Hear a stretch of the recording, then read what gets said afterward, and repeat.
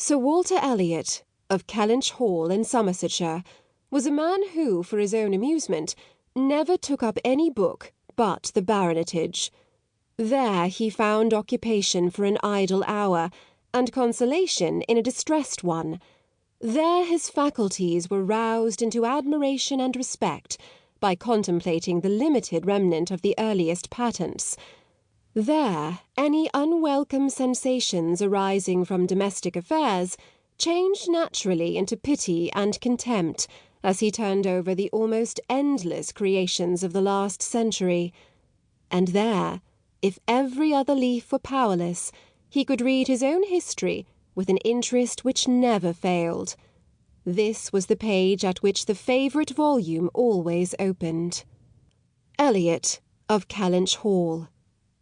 Walter Elliot, born March 1st, 1760, married July 15th, 1784, Elizabeth, daughter of James Stevenson, Esquire, of South Park in the county of Gloucester, by which lady, who died 1800, he has issue Elizabeth, born June 1st, 1785, Anne, born August 9th, 1787, a stillborn son, November 5th, 1789, Mary, born November 20th, 1791.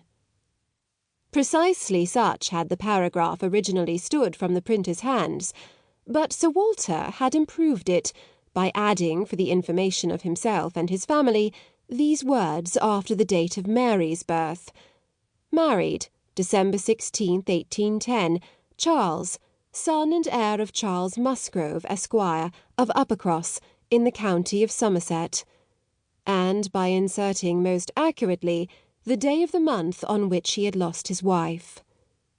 Then followed the history and rise of the ancient and respectable family in the usual terms: how it had been first settled in Cheshire, how mentioned in Dugdale, serving the office of High Sheriff, representing a borough in 3 successive Parliaments, exertions of loyalty, and dignity of baronet in the first year of Charles II, with all the Marys and Elizabeths they had married, forming altogether 2 handsome 12mo pages, and concluding with the arms and motto: principal seat, Kellynch Hall, in the county of Somerset, and Sir Walter's handwriting again in this finale: heir presumptive, William Walter Elliot, Esquire, great-grandson of the second Sir Walter.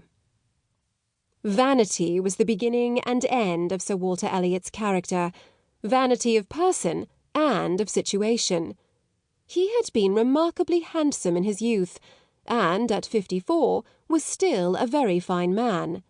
Few women could think more of their personal appearance than he did, nor could the valet of any new-made lord be more delighted with the place he held in society.